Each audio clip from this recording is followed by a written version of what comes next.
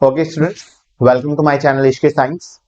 तो बच्चे, अभी तक हमने सीखा कि कुछ प्रैक्टिकल यूनिट्स होते हैं जिनको हमें स्टडी करना पड़ेगा और भी अपने कई इंपॉर्टेंट चीजें देखी। अभी आज की इस क्लास में हम स्टडी करेंगे मेथड्स ऑफ मेजरमेंट। क्या क्या डिफरेंट तरीके हैं डिफरेंट डिफरेंट फिजिकल क्वांटिटीज को नापने के, मेजर करने के। तो आज की क्लास में अपन सीखेंगे कि क्या डिफरेंट डिफरेंट मेथड हैं in order to measure different physical quantities. तो जो सबसे पहले अपन आज की इस क्लास में मेथड्स पढ़ने जाएंगे वो होंगे मेथड्स टू मेजर लेंथ। ठीक है, तो अपन जो स्टडी करेंगे वो होंगे मेथड्स टू मेजर लेंथ। आप लेंथ को कैसे मेजर कर सकते हो, ये वाले अपन मेथड्स पढ़ेंगे। तो देखो, मेथड्स टू मेजर लेंथ में अपन जो सबसे पहले मेथड पढ़ेंगे वो होगा ट्रायंगुलेशन मेथड। वो कौन सा मेथड होगा? Triangulation method.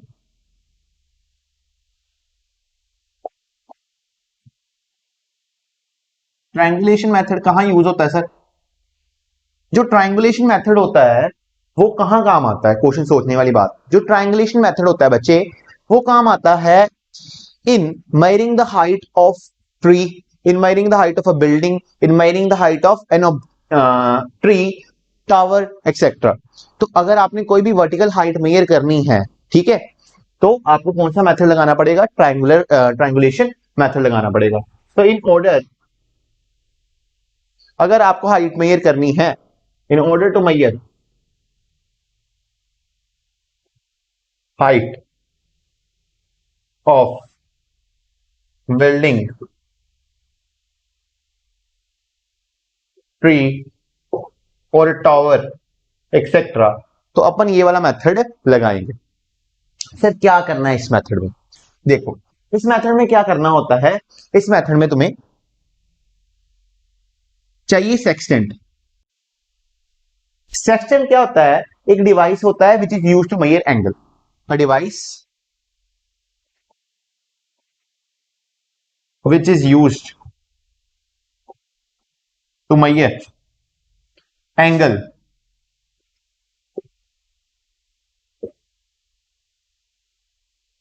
ठीक है, इज कॉल्ड सेक्सटेंट।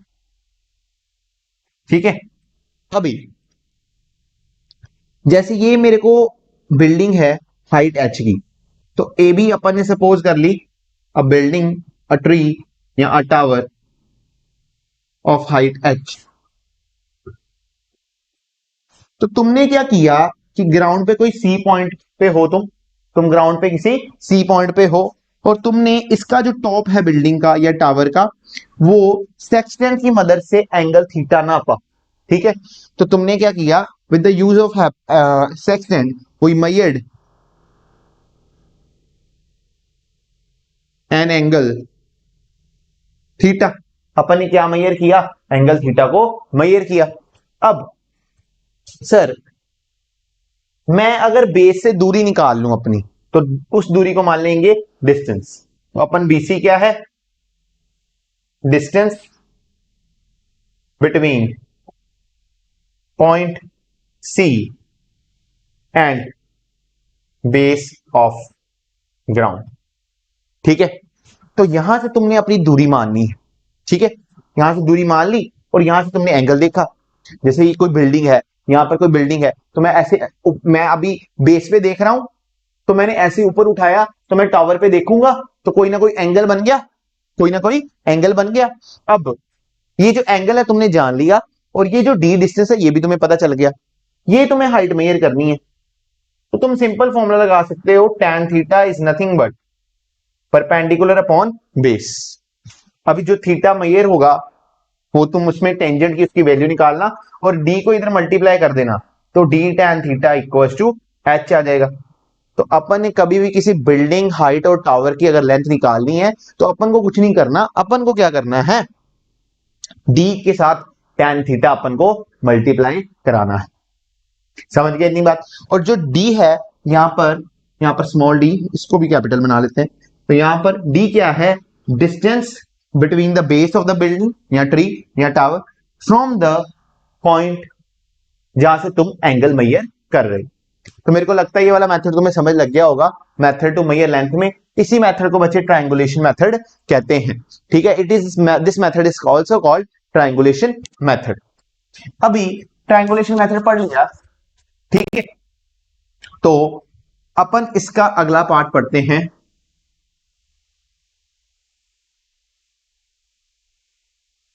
इसका अगला पार्ट क्या है? इसका अगला पार्ट है मेथड। ध्यान से सुनना, इसका जो अगला पार्ट है वो बहुत इंपॉर्टेंट है, ध्यान से सुनना। जो इसका अगला पार्ट है वो यूज होगा to measure the height of inaccessible object, जिनको हम असेस नहीं कर पा सकते, जिनके ऊपर हम जा नहीं सकते, लाइक माउंटेन्स। उनकी अगर मेरे को दूरी नापनी है, उनकी हाइट क्या है अगर वो नापनी है, तो ये वाला मेथड अपन यूज करेंगे। तो मैंने क्या कहा, मैंने बड़ी सिंपल सी बात कही कि मैं जो अगला मेथड पढ़ाने जा रहा हूं वो भी है तो एक ट्रायंगुलेशन मेथड ही, और उसमें क्या होगा, उसमें आपको एक कंसेप्ट मेरे दिमाग में रखना है, वो ये है कि इट इज यूज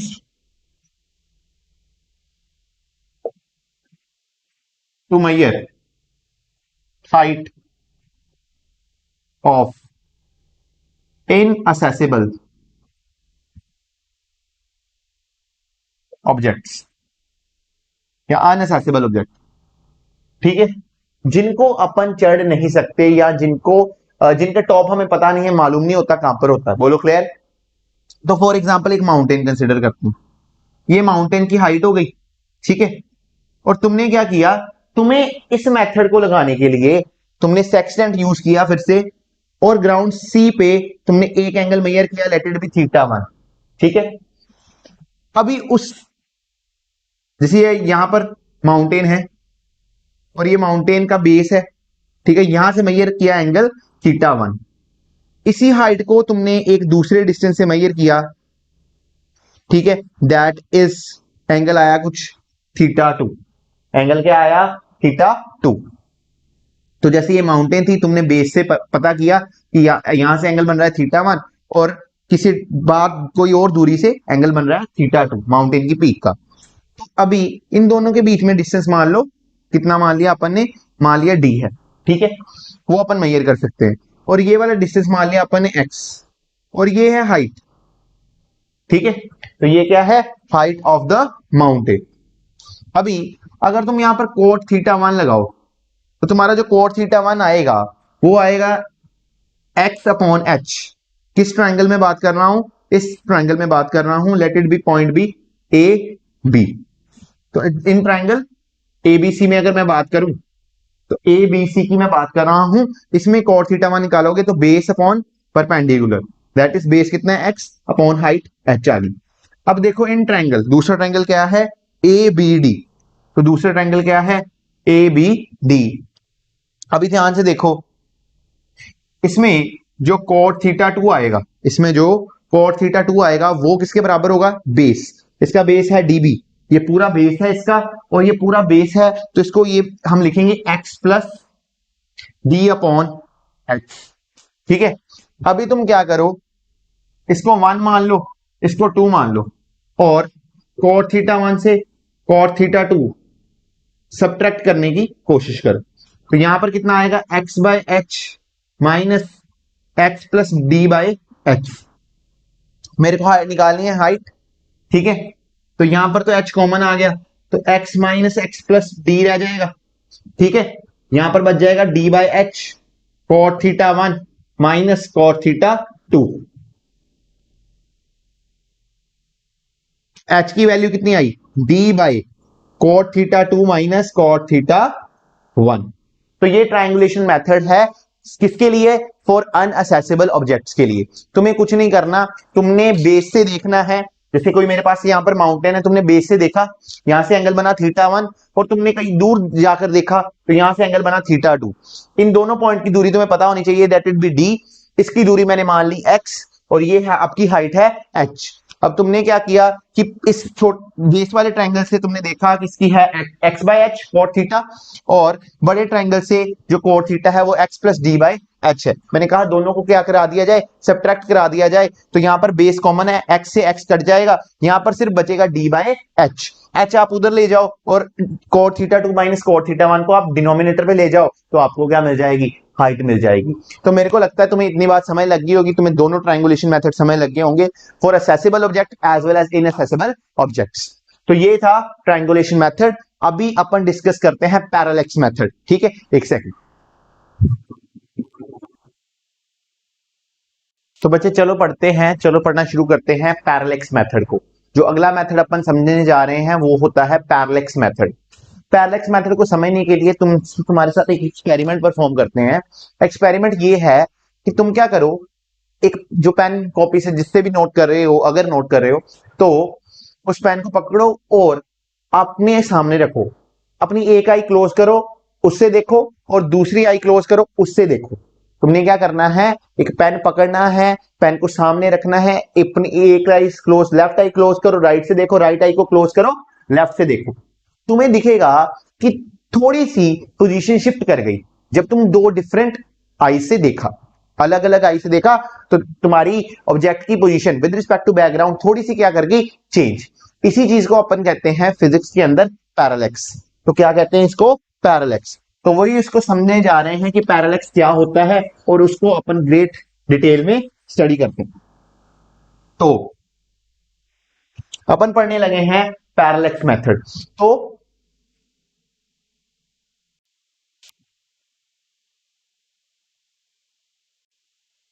तो पैरेलैक्स होता क्या है, द अपेरेंट शिफ्ट, कितनी तुम्हारी शिफ्ट हुई। ठीक है,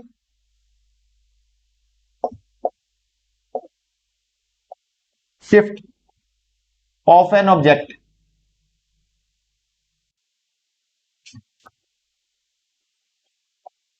when viewed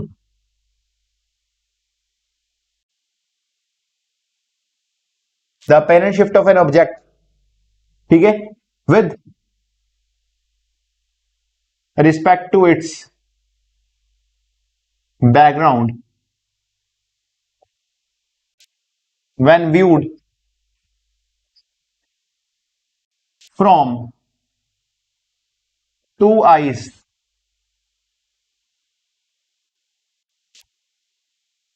one after another, is called parallax. तो पैरेलैक्स अपन किसको कहते हैं, आपको पता चल गया होगा कि कितना शिफ्ट हुआ, कितनी पोजीशन शिफ्ट की उस ऑब्जेक्ट की अपनी बैकग्राउंड के विद रिस्पेक्ट टू, जब देखा गया दोनों आंखों से, एक आंख बंद करके, when viewed from two eyes one after another. ठीक है, इसी को क्या कहते हैं, पैरेलैक्स। सपोज कर लीजिए यहां पर ओ है, तो यहां पर ये आपने लेफ्ट आई से देखा, ये आपने राइट आई से देखा। ठीक है, यहां से एंगल आया फाइव वन और यहां से एंगल आया फाइव टू। ठीक है, तो इसी को अपन क्या कहते हैं, पैरेलैक्स कहते हैं। दैट इज तो अपन बात कर रहे थे कि पैरेलैक्स मेथड में क्या बात कर रहे थे अपन, कि अगर अपन एक आंख से देख रहे हैं, लेफ्ट आई से देख रहे हैं तो कुछ और पोजीशन दिखेगी, राइट आई से देख रहे हैं तो कोई और पोजीशन दिखेगी। तो मेरे को समझ आया कि अपन कोई भी आंख से देख रहे हैं, ठीक है, तो जो द पॉइंट है, द पॉइंट, ठीक है, appears at opposite side when viewed from eye। ठीक है, अगर तुम देखोगे लेफ्ट आई से तो पॉइंट थोड़ा सा तुम्हें लगेगा कि राइट साइड पे है। ठीक है, और अगर तुम राइट साइड से देखोगे तो तुम्हें थोड़ा सा लगेगा पॉइंट लेफ्ट साइड पे। ठीक है, तो अगर तुमने राइट साइड से देखा तो तुम्हें दिखेगा लेफ्ट साइड पे है, तुमने लेफ्ट से देखा तो तुम्हें कहां दिखेगा, राइट साइड पे। इस पैरेलैक्स मेथड को अपन एस्ट्रोनॉमी में यूज कर सकते हैं। कैसे यूज करते हैं, अपन अ, अपन दूरी निकाल सकते हैं, distance between earth and moon using the parallax method. वो कैसे यूज करते हैं देखो अभी। तो इसको मैं इरेज कर देता हूं। ठीक है, अच्छा एक चीज आपको याद रखनी है, ये जो बेस होता है इसे कहते हैं अपन बेसिस। ठीक है, और पैरेलैक्स मेथड का नाम पैरालैक्टिक मेथड भी होता है। ठीक है, तो पैरेलैक्स मेथड का नाम पैरालैक्टिक मेथड भी होता है। अभी बात करने लगे हैं, पैरेलैक्स मेथड समझ आ गया। अभी बात करते हैं अभी अपन किस पे बात करेंगे, distance between moon and earth through parallax method.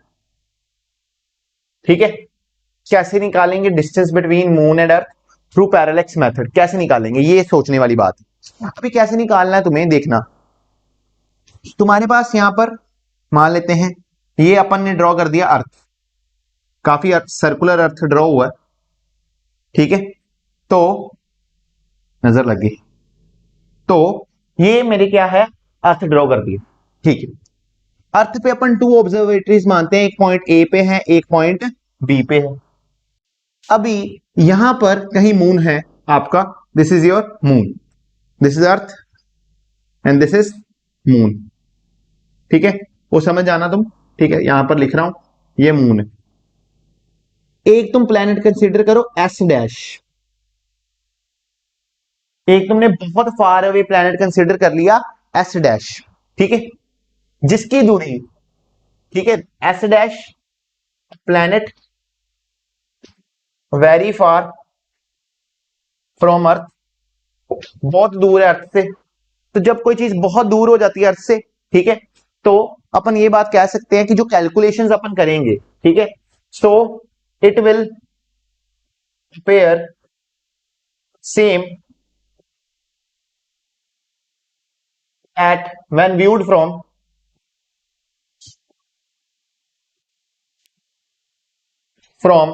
Different point of अर्थ।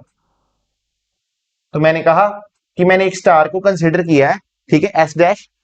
ठीक है, जोन से मर्जी पॉइंट से देख लो वो सेम ही नजर आता है। बोलो क्लियर, दैट इज उसमें कोई चेंज नहीं आता। दूरी बहुत ज्यादा बढ़ गई है, समझ गए इतनी बात। और दूरी बढ़ने के कारण क्या होगा, दूरी दूरी बढ़ने के कारण क्या हुआ, यहां ध्यान से सुनना,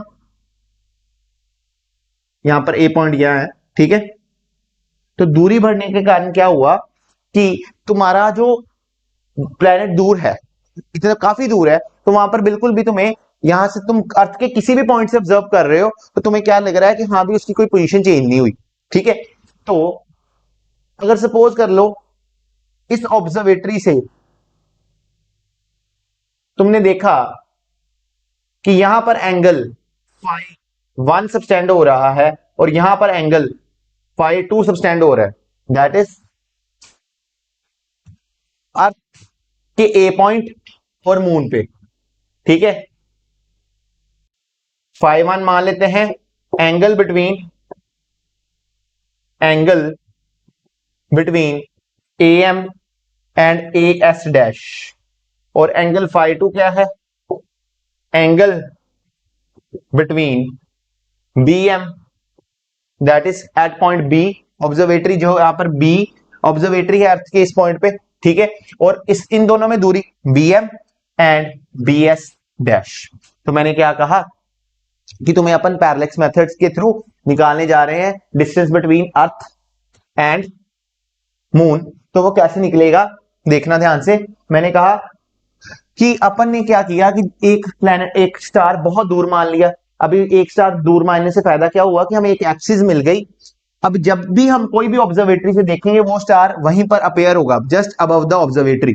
ठीक है, अभी मैंने देखा मून से, यहां से बी पॉइंट, अर्थ के बी पॉइंट से मून ने फाई 1 एंगल सबटेंड किया है अर्थ से, और अर्थ के ए पॉइंट से मून ने फाई 2 एंगल सबटेंड किया हुआ। तो यहां पर बाय, यहां पर अल्टरनेट एंगल बन रहा है, तो ये भी क्या हो जाएगा फाई 1 और ये क्या हो जाएगा बच्चे फाई 2।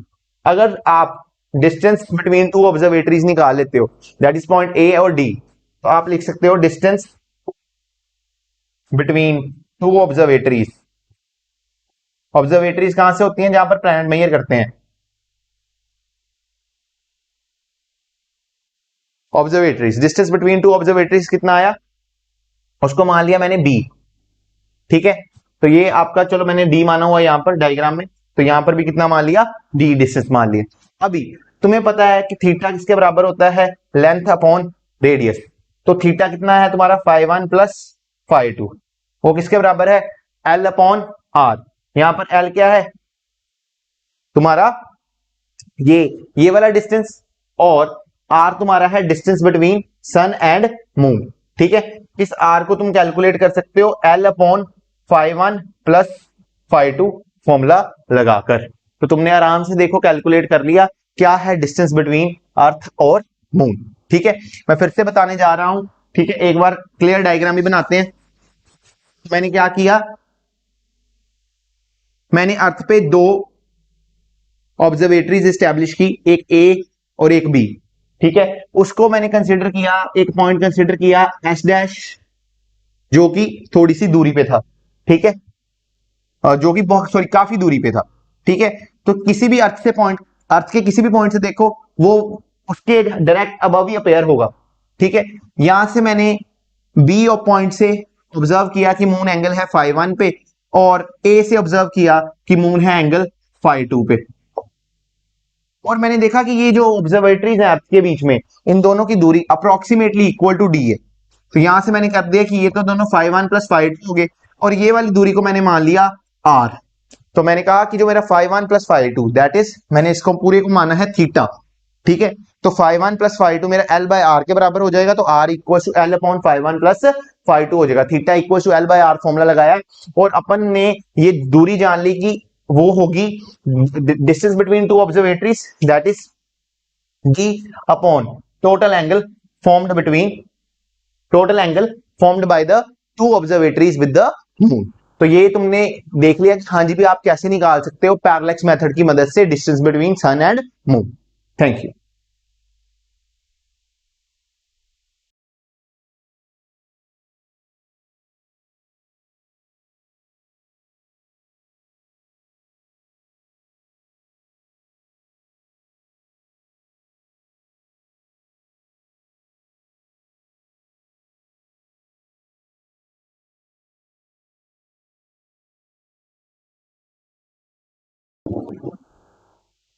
तो बच्चे पैरेलैक्स मेथड अपन ने स्टडी कर लिया कि हाँ जी भी पैरेलैक्स मेथड से अपन मून की दूरी कैसे निकाल सकते हैं। पैरेलैक्स मेथड एक और जगह सफिशिएंट होता है, या फिर हम कहें हेल्पफुल होता है। वो कहां पर होता है, that is to measure the distance of nearby star. अगर आपको किसी जो पास वाला स्टार है उसकी दूरी देखनी है तो आप पैरेलैक्स मेथड लगा सकते हो। ठीक है, तो parallax method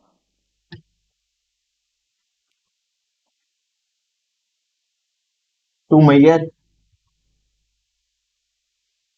distance of nearby star, जो नजदीक स्टार है उसका डिस्टेंस अगर आपको मेजर करना है तो आप पैरेलैक्स मेथड आराम से लगा सकते हो। कैसे करते हैं बच्चे, देखेंगे।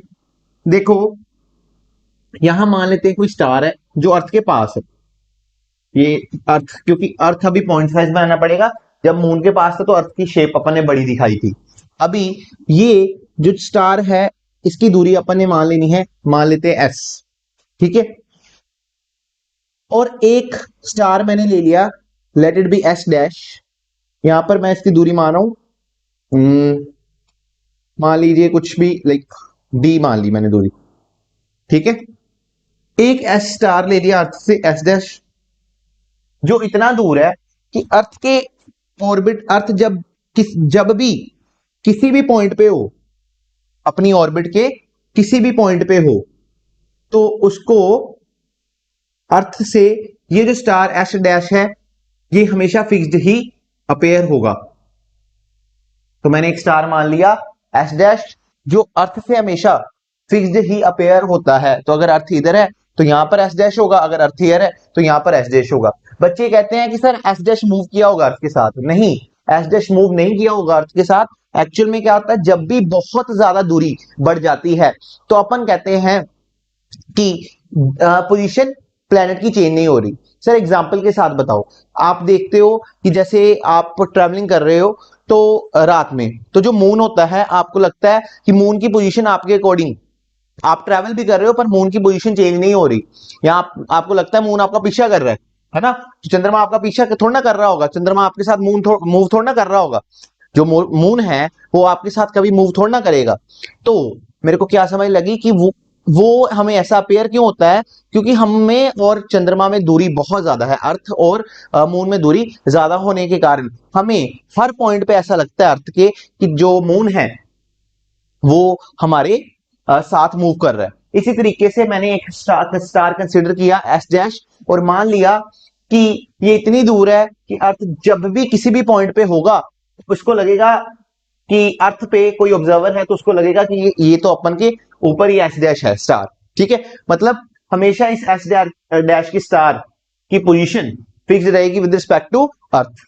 और यहां पर मैंने बच्चे मान लिया नियर बाय स्टार। यहां पर अपन लिख देते हैं एस डैश क्या है अपना? Star which is at far distance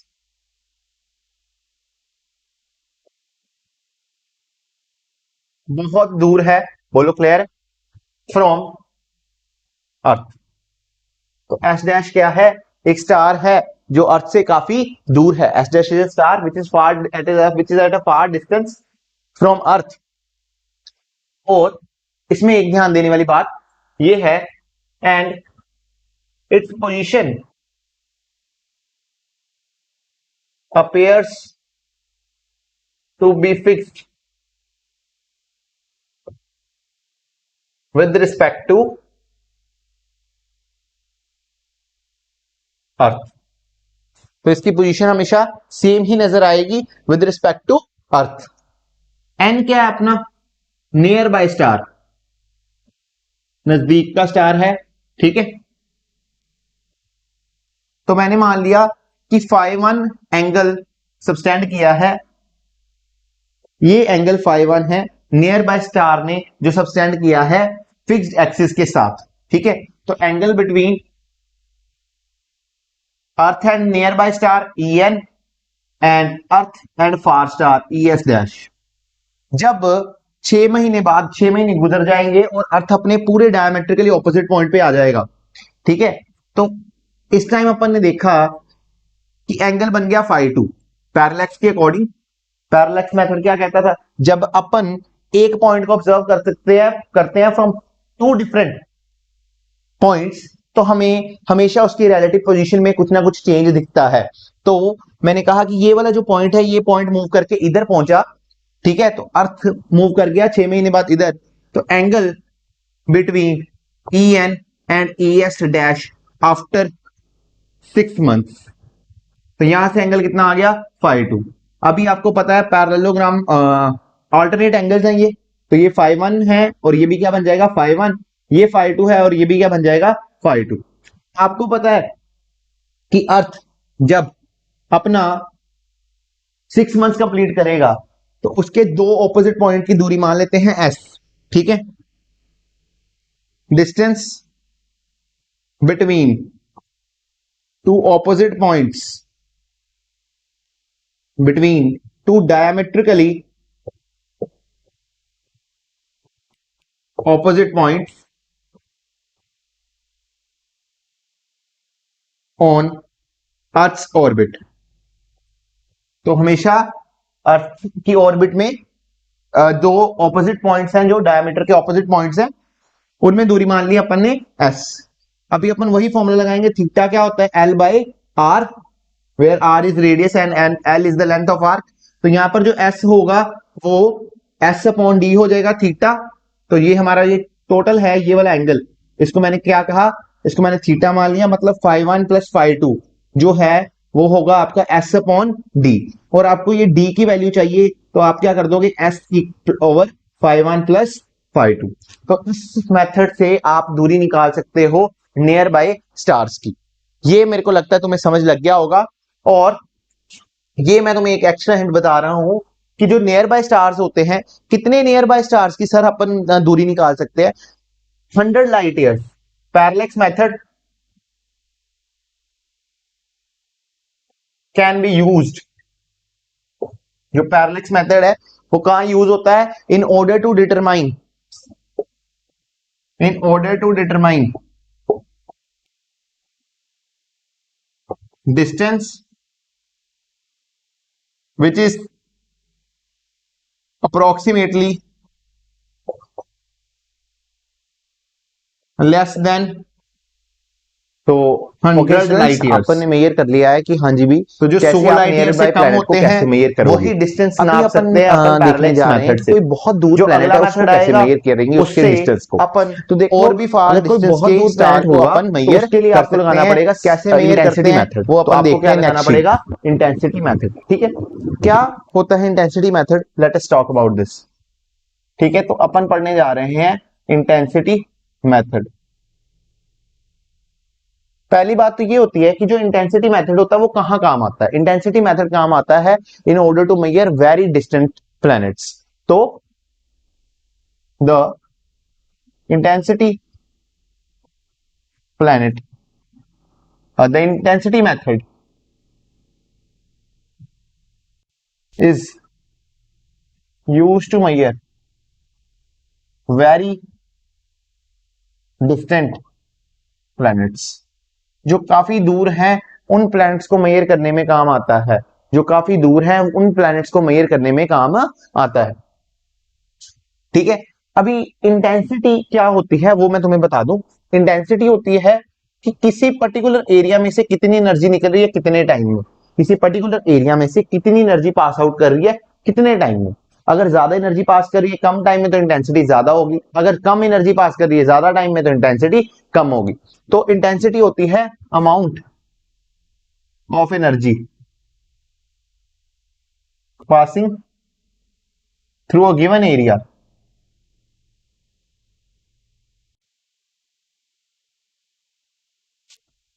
per unit time. तो एक यूनिट टाइम में कितनी एनर्जी पास कर रही है उसे क्या कहा जाता है, इंटेंसिटी कहा जाता है। Amount of energy passing through a given area per unit time is called intensity. ठीक है, अभी जो ये इंटेंसिटी मेथड है ये इंटेंसिटी लॉ को फॉलो करता है। ठीक है, ये इंटेंसिटी लॉ क्या कहता है, ये कहता है intensity is inversely proportional to, is inversely proportional to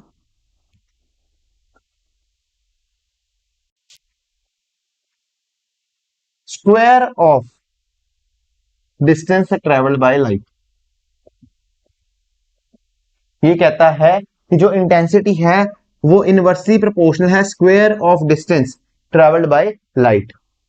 ध्यान से समझना, जितना ज्यादा डिस्टेंस ट्रेवल करेगी लाइट उतनी ही वो कम, उसकी जो इंटेंसिटी है वो कम होती जाएगी। That is energy per unit area per unit time क्या होता जाएगा, कम होता जाएगा। ये कह रहा है कि एट द मोर जितना भी ज्यादा डिस्टेंस करेगी the more there is a distance travel by the light there will be less intensity. Intensity क्या होती जाएगी, कम होती जाएगी। अभी इसी को यूज करके अपन निकाल सकते हैं ये intensity method. It is a spectroscopic method, मतलब ये लाइट के साथ डील करता है, स्पेक्ट्रोस्कोपिक मेथड। और तुम्हें एक और इंटरेस्टिंग बात बताना चाहता हूं इस पे कि ये जो I1 है मैं मान लेता हूं intensity of nearby star. हमारे पास कुछ डिवाइसेस होते हैं जो नियर बाय स्टार की इंटेंसिटीज पता कर लेते हैं। नियर बाय स्टार जब अपन थर्मोडाइनमिक्स पढ़ेंगे और क्या पढ़ेंगे, थर्मोडाइनमिक्स पढ़ेंगे और थर्मल प्रॉपर्टीज ऑफ मैटर पढ़ेंगे तो उसमें अपन देखेंगे कि अपन नियर बाय स्टार की इंटेंसिटी को कैसे मेजर कर सकते हैं। तो मैंने कर लिया कि I1 है intensity of nearby star और R1 अभी पीछे पढ़ा के आया हूं कि R1 होता है डिस्टेंस, है ना, ऑफ नियर बाय स्टार। वो कैसे मेजर करते हैं आपको मैंने अभी इसी वीडियो में पढ़ा दिया, नियर बाय स्टार। अभी मेरे को पता करनी है I2। I2 मेरे को पता लग गया intensity of far away star. तो ये हमारे पास डिवाइसेस होते हैं जो इंटेंसिटी फार अवे स्टार की भी मेजर हो जाती है। और यहां पर क्या आ जाएगा, R2 distance of far away star. तो इसको कैसे सॉल्व करेंगे बच्चे, देखो जो I1 होगी वो होगी I1 is directly proportional to 1 by R1 square, I2 is directly proportional to 1 by R2 की स्क्वायर। इन इसको 1 मान लो, इसको 2 मान लो और इन दोनों को डिवाइड करा दो, डिवाइड 1 एंड 2। तो जब तुम 1 और 2 को डिवाइड कराओगे तो I1 बाय I2 तुम्हारे पास आएगा R2 square by R1 square के। और मेरे को पता है हमारा अननोन क्या है, हमें डिस्टेंस चाहिए फार अवे प्लैनेट का, तो हमारा अननोन होगा R2। तो R1 स्क्वायर को उधर जाके मल्टीप्लाई करा दो तो यहां पर हमें पता चल जाएगा कि I1 upon I2 into R1 square equal to R2 square. This implies that, यहां से हम लिख सकते हैं कि जो R2 होता है वो होता है root of I1 I2 times R1।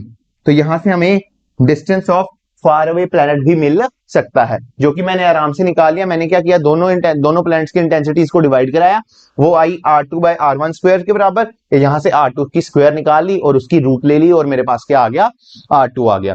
That is distance of far away planet भी आ गया। अभी हमारे पास आगे जो अपन ने पढ़ना है, दो तरीके के प्लैनेट्स होते हैं, ठीक है। मेरे को लगता है अभी तक जितने मैंने मेथड्स पढ़ाए दैट इज क्वाइट गुड। मेरे को लगता है वीडियो काफी लंबी हो जाएगी, तो मैं इसके सब पार्ट अगली वीडियो में डिस्कस करूंगा कि अभी मेथड्स बचते हैं लेंथ को मेजर करने के लिए और मास और टाइम को मेजर करने के लिए। तो नेक्स्ट पार्ट आएगा जो वीडियो का, उसमें मैंने सारा डिस्कस किया होगा about mass as well as time. तो मैंने इस वीडियो में क्या डिस्कस कराया, इस वीडियो में मैंने तुम्हें पढ़ाया कि तुम ट्रायंगुलेशन मेथड से कैसे मेजर कर सकते हो length, triangulation method for measuring the length of accessible object as well as unaccessible object. और मैंने बताया तुम्हें पैरेलैक्स मेथड, पैरेलैक्स मेथड कैसे यूज करते हैं मून कट दूरी फाइंड करने के लिए, और पैरेलैक्स मेथड कैसे यूज करते हैं नियर बाय स्टार की दूरी जानने के लिए। और मैंने तुम्हें बताया इस वीडियो में intensity method, far away star का अगर मेरे को डिस्टेंस जानना है तो मैं इंटेंसिटी मेथड लगाऊंगा। ये सारी चीजें मैंने तुम्हें इस वीडियो में बताई, तो इसको प्लीज नोट इट डाउन और इसको रिवाइज करते रहा करो, क्योंकि जब आने वाली वीडियोस में क्या होगा कि वी विल स्टार्ट जो हमारा मेन चैप्टर्स हैं जो फॉर बोर्ड एग्जाम्स फोकस्ड हैं और अदर लाइक कॉम्पिटिटिव एग्जाम पे फोकस है। तो वहां पर क्या होगा कि वहां पर बहुत इंपॉर्टेंट कंसेप्ट्स बताने वाला हूँ, बहुत सारी शॉर्ट ट्रिक्स बताने वाला हूँ जो बहुत ज्यादा नेसेसरी होंगी तुम्हारे लिए, ठीक है। तो अगर नोट्स बनाते रहोगे तो अच्छी बात होगी, ठीक है। अगर तुम्हें वीडियो समझ आया, पूरा समय लगा, तो please like, subscribe and share.